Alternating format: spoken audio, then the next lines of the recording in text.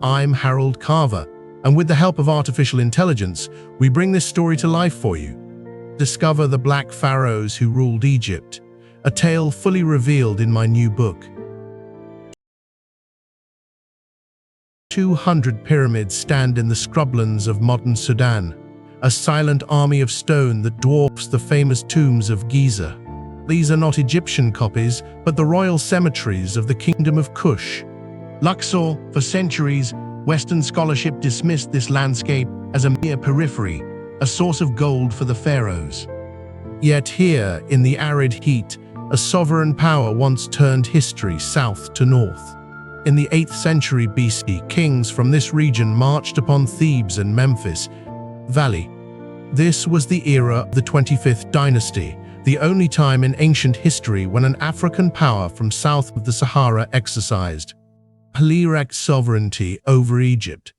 The narrative of Egypt as a white, isolated civilization is a fiction of Nuri. Why has this monumental history been systematically obscured?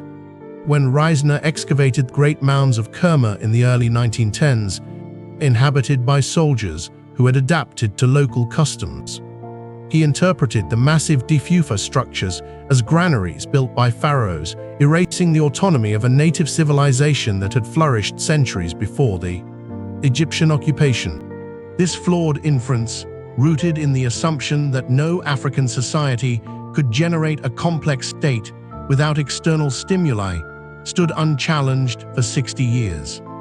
It was not until the rigorous excavations of Charles Bonnet in the 1960s, a sprawling urban center rising independently during Egypt's fragmentation. Kerma was not a shadow, it was the birth of a nation that would one day rule the Nile from Aswan to Meroe. The seeds of this rebellion were sown during the centuries of Egyptian colonization.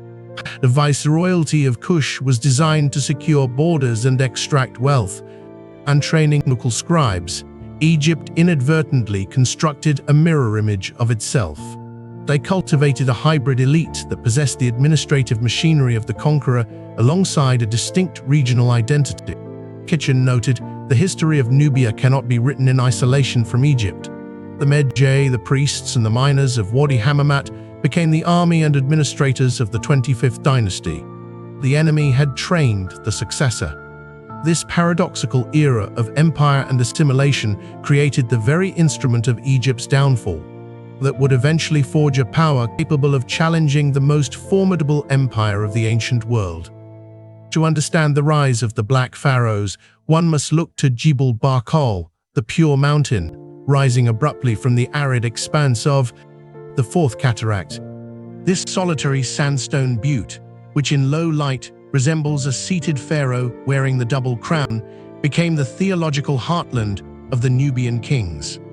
Located 400–500 kilometers south of Khartoum, it controlled the trade routes funneling gold and ivory from the African interior while serving as a bulwark against northern incursions. The religious transformation of Jebel Barkal forged a distinct political theology, where the cult of Amun was reimagined to provide a divine mandate for royal authority that stretched as far north as Memphis. Here, the seeds of the Kushite Empire were sown, moving beyond simple chiefdom, centralized state capable of monumental construction and long-term administration. The conquest of Egypt was not a sudden military invasion. King Kashta, reigning around 1760 to 1747 BC, sacred traditions of the south. His pivotal act was installing his daughter, Amenhotep I. This maneuver allowed his successor, Pi, to present himself not as an alien occupier, the divine order, stepping into a vacuum of authority created by the fragmentation of native Egyptian dynasties. Pi's victory stele recounts this narrative of reclaiming Egypt's heartland from fractious Delta dynasts. The Kushite kings did not impose an external will. They leveraged deep cultural affinities to restore the monumental grandeur of the Old and Middle Kingdoms, proving that the concept of kingship was fluid. Following Pi's decisive victory, the immediate successor Sacha-Barka, Shebitku, and Tantamena faced the Herculean task of consolidating a dual power structure. They were pharaohs anchored in Napata yet ruling from Memphis and Thebes. bowed to a ruler from the south. The period between 1716 and 6060 BC represents the zenith of this experiment, a time when the Black Pharaohs sought to restore the glory of the past while navigating the treacherous geopolitical waters of the Iron Age. Their reign was constantly shadowed by the rising hegemony of the Neo-Assyrian Empire, the Mediterranean corridor. The transition of power from Pi to Shabaka remains a subject of intense debate, reflecting the broader difficulties in reconstructing the chronology of the Third Intermediate Period, yet the legacy of their rule endures as a testament to African sovereignty. When the Assyrians pushed the Kushite kings south in the mid-7th century BC, the political center of gravity shifted decisively away from Napata. This retreat was not a diminution but a catalyst for the kingdom's most radical transformation. The royal necropolis moved south to Nuri and eventually to Meroe. Identity: the kings who followed, beginning with Anakamani, ceased to be mere heirs of the Egyptian pharaonic tradition and asserted a distinctly Meroitic sovereignty. Meroe, situated at the bend of the Nile, offered access to rich iron ore deposits, resources that would fuel the ascent of the kingdom. This new capital offered strategic depth and allowing for a unique cultural and economic identity to flourish. The cultural landscape of Meroe represents a profound synthesis. As the capital moved south, the kingdom reoriented its self-conception, moving away from the shadow of Egypt toward a distinct identity rooted in the Nubian environment. While Ammon remained central, he was rivaled by indigenous gods who rose to unprecedented prominence. Most notably Apodemic, the lion god. The artistic vocabulary evolved to reflect this new reality.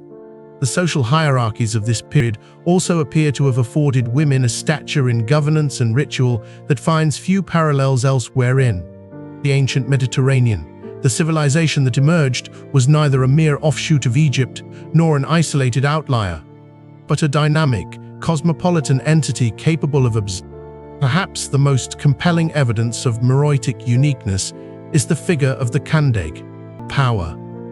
In the Greek and Roman imagination, these rulers were known as the Candaces, a title mistakenly understood as a personal name rather than a throne name for a sovereign. Unlike the queens of Egypt, who largely operated within the constrained sphere of the great royal wife, the Kandegs commanded armies, administered provinces, and received diplomatic attention as distinct heads of state. Pliny the Elder described the Candace of Meroe as reigning in a monarchy of women, a statement that, while likely an exaggeration, points to a structural reality where the transmission of power could flow through the female line with a frequency and intensity that rivals any other known antiquity. These women stood not in the shadows of a husband, brandishing a sword or bearing a bow, their names inscribed alongside or even above that of the reigning king. The arrival of Rome in 30 BC fundamentally altered the dynamics of the southern frontier, transforming the Kingdom of Kush from a southern peer into a border security concern. The new Roman administration established a fortified buffer zone, a policy that would define the limits of Roman ambition in Africa, a unique form of coexistence that lasted for centuries.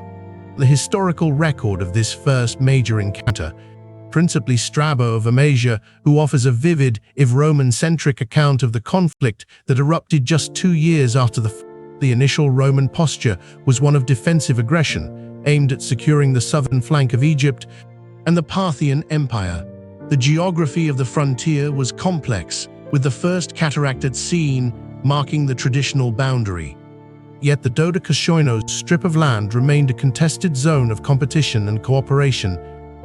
Yet, as we traverse the vast sun-scorched landscape of the Butana region, steep-sided pyramids that punctuate the horizon. These monuments, more numerous and often more aesthetically striking than their Egyptian counterparts, stand as mute witnesses to a civilization that reached an apex of power and complexity. The silence that descends upon these ruins is not merely the absence of sound, but the profound quiet of a language that has to speak to the living for nearly like the libraries of Alexandria. The inscriptions that once adorned the walls of Meroitic temples remain stubbornly opaque to modern understanding. They are written in a script derived from the Egyptian system, yet deployed to record a language that bears no demonstrable relationship to any known tongue on Earth. The Meroitic script represents one of the great linguistic Tower of Babels of the ancient world, a structure built with familiar bricks that form a house whose interior rooms cannot be entered. The end of the pharaohs was not a singular, catastrophic event. Economic realignment. The very engines of Meroitic power, particularly its massive iron industry and reliance on the Nile, eventually became the agents of its vulnerability. The deforestation of the Butana Plain, the region immediately east of the Nile that served as the industrial hinterland, was likely the most significant internal catalyst for the kingdom's weakening. The Meroitic economy was heavily dependent on charcoal production to fuel, a resource that was exploited with such intensity. As the Sahara's dunes shifted, the Meroitic state was gradually hollowed out from within before its final military dissolution in the 4th century. So, Aksum. The full story of the Black Pharaohs, from the rise of Kerma, is a narrative constructed, deconstructed. It is a story that challenges the binary of Egypt versus Africa, revealing a unified cultural zone where often situational and fluid. The legacy of Kush is not merely a historical curiosity, it is a fundamental challenge to the way we understand the development of human civilization, the spread of iron technology, and the complex interplay of identity, race, and power. We possess over 2,500 inscriptions, their own account of why they conquered Egypt, why they abandoned Napata, and how they governed their vast territories is locked behind a linguistic barrier. The complete evidence, the competing explanations, and Harold Carver's definitive conclusions on this enduring mystery. Kush, the Black Pharaohs who ruled Egypt, by Harold Carver. If this gripped you, the complete story, the full evidence, and Harold Carver's own conclusions is laid out in his book on the Kingdom of Kush, the Black Pharaohs who ruled Egypt, linked right below this video. Subscribe now. Every week, we reopen a mystery that history left unsolved. Thank you for watching. Get The Kingdom of Kush, the Black Pharaohs who ruled Egypt, by Harold Carver on Amazon. The link is in the description. And subscribe for a new investigation every week.